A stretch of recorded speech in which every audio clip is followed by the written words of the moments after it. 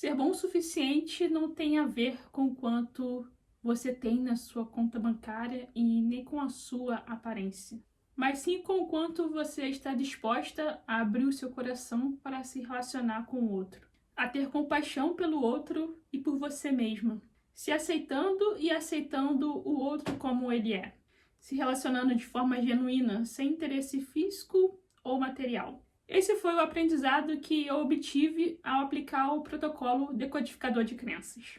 Se você tem interesse em saber mais sobre isso, clique no link aqui abaixo na descrição ou nos comentários. Essa crença oposta e fortalecedora, ela surgiu quando eu ressignifiquei uma crença antiga que nem eu mesma sabia que tinha. Porque ela estava oculta na minha mente subconsciente, eu não fazia ideia da sua existência. Mas ela estava atrapalhando e muito os meus relacionamentos. Eu queria entender, saber por que os meus relacionamentos nunca fluíam do jeito que eu gostaria.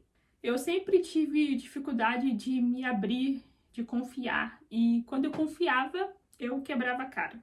Então eu queria entender esse padrão nos meus relacionamentos. E por isso eu apliquei o protocolo decodificador de crenças.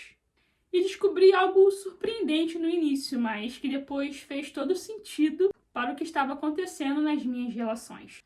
A origem do padrão que eu estava seguindo começou anos atrás.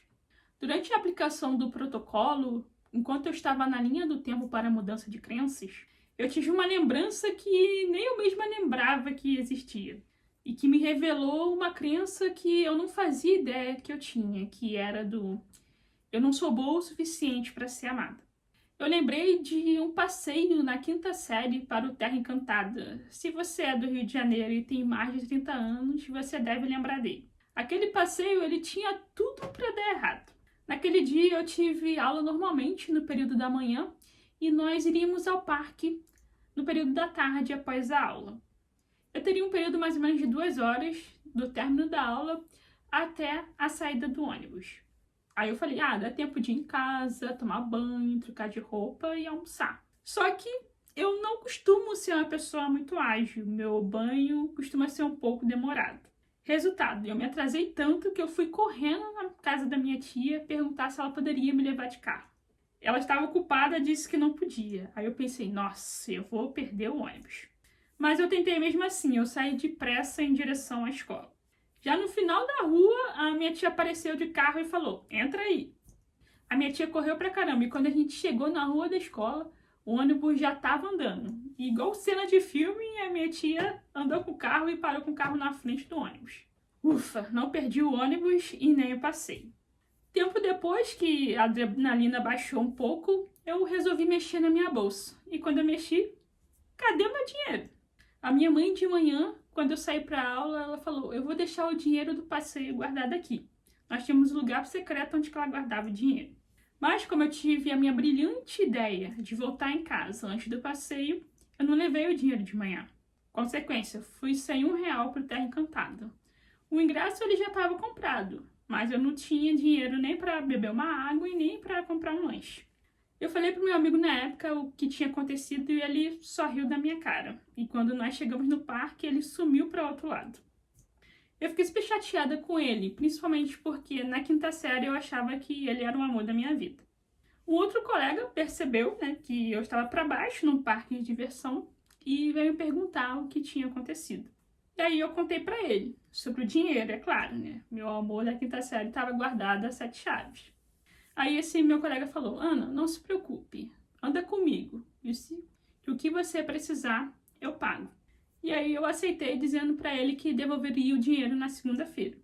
E aquele dia foi um dos dias mais divertidos da minha vida. Nós rimos pra caramba, fomos em brinquedos no parque que eram pagos e eu nem sabia. E ele ainda falou assim pra mim na época, Ana, na escola os meus amigos me chamavam de Ana. Você pode escolher onde que você quer comer. E a gente acabou comendo no McDonald's. E naquela época, comer no McDonald's era coisa de gente rica. E na segunda-feira, quando eu fui devolver o dinheiro, ele não aceitou. Foi super generoso, se preocupou comigo quando viu que não estava bem, me ajudou e nos divertimos. Ele foi um verdadeiro amigo. Mas pena que na 5ª série eu não tinha maturidade para reconhecer isso. Eu só me importei com a fofoca que rolou na segunda-feira sobre o meu amigo que tinha beijado a menina mais bonita da sala. Aquela fofoca acabou com a minha semana. Eu fui até o meu amigo para perguntar se era verdade e ele disse que foi só um selinho, que não foi nada demais. Eu fingi que não me importei e a amizade continuou, porque na época eu não sabia reconhecer o que era importante. Eu estudei numa escola particular que na época era uma das melhores na minha cidade. Quem estudava lá era porque tinha uma boa situação financeira, o que não era o meu caso. Também quase não tinha negros na minha sala, só tinham 2, eu e mais outro menino, que depois acabou virando meu amigo também. Então eu me sentia super desconfortável naquele ambiente. De vez em quando sempre rolava uma lista dos mais bonitos da sala, e o meu nome nunca apareceu naquela lista. Hoje, como adulta, a gente pode achar que aquilo era besteira de criança. Sim, para o adulto é mesmo, mas para a criança não. Eu demorei para perceber durante muito tempo que todos os meus relacionamentos ou tentativas de relacionamentos estavam seguindo um padrão de rejeição que foi surgido com o meu primeiro amor da infância. Eu achava que não era boa o suficiente porque eu não tinha a aparência e nem a conta bancária que as crianças julgavam serem a certa. E essa crença de eu não sou boa o suficiente para ser amada, que surgiu na infância, ela estava comandando os meus relacionamentos até a minha vida adulta, sem eu perceber. O nosso cérebro ele possui atividade elétrica, gerando estados de ondas cerebrais. E conforme as ondas cerebrais, nós podemos fazer certas coisas. Em ondas beta, que vão de 12 a 30 Hz, nós estamos em estado normal de alerta. Nós conseguimos conversar, nós temos um pensamento analítico, nós temos estresse do dia a dia. Em ondas alfa, que vai de 8 a 12 Hz, nós estamos em estado mais relaxado, nós somos mais criativos, somos mais imaginativos. Em ondas θ, que vai de 4 a 8 Hz, nós estamos em estado de relaxamento profundo. Nós conseguimos acessar esse estado através de meditação profunda, através de hipnose. Nós conseguimos ter acesso à nossa mente subconsciente, conseguimos lembrar de coisas que nós nem lembrávamos mais. E por isso esse é um estado de onda excelente para uma reprogramação mental. E se você quiser entender mais sobre isso, clica aqui no link abaixo para conhecer o programa Abundantemente. Nesse programa, nós descobrimos crenças ocultas que travam a sua vida e reprogramamos a sua mente subconsciente. O estado de onda cerebral θ, em que nós só atingimos em meditação profunda, em hipnose ou em reprogramação mental, ele é atingido na maior parte da infância. A criança ela vive em onda θ. E por isso ela aceita sugestões com mais facilidade. A criança absorve tudo que vê e tudo que ouve. Com isso, alguns acontecimentos da infância que geram impacto emocional também geram crenças que podem influenciar a vida da criança até a vida adulta. Como nesse período, até os 8 anos de idade, a criança ainda está aprendendo, ela cria representações internas a nível cerebral. É como se o cérebro ele tirasse uma foto daquele acontecimento que gerou um impacto emocional. E aquela crença, gerando um padrão de comportamento.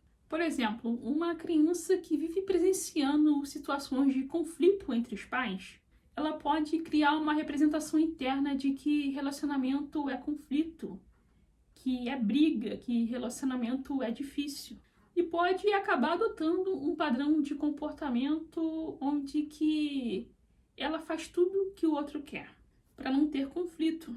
Ou ela pode adotar um padrão de comportamento de ser uma pessoa mais reativa, que sente raiva, que grita, que briga, que faz tempestade em copo d'água.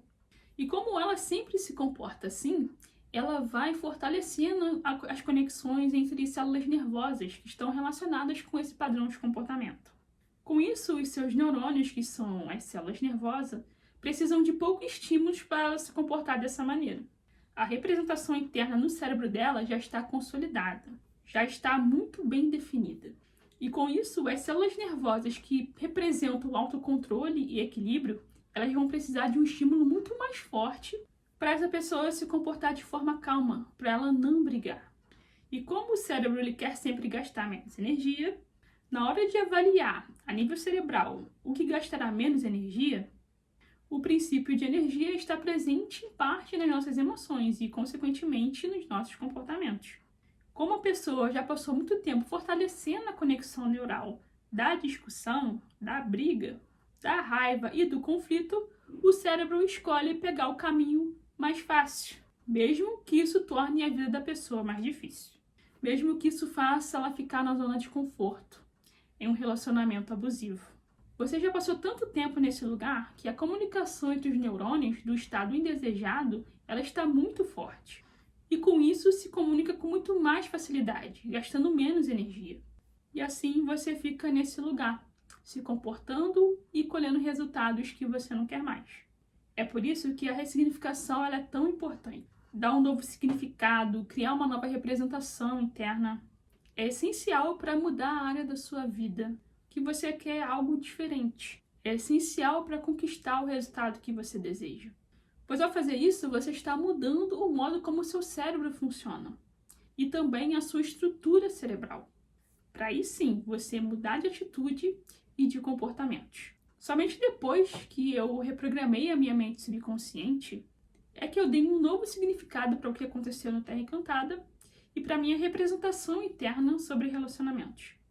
Eu gerei uma nova representação interna com a generosidade do meu amigo, que me ajudou quando eu disse que tinha esquecido o dinheiro, com a memória de como nós tivemos um dia divertido e agradável, gerando um novo significado que nos relacionamentos o que importa são os valores pessoais e não os materiais, e sobre como a pessoa te trata.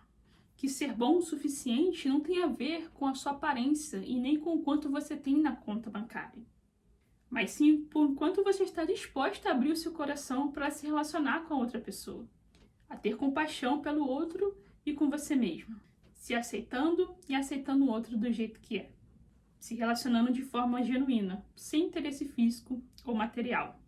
Um abraço e até o próximo vídeo.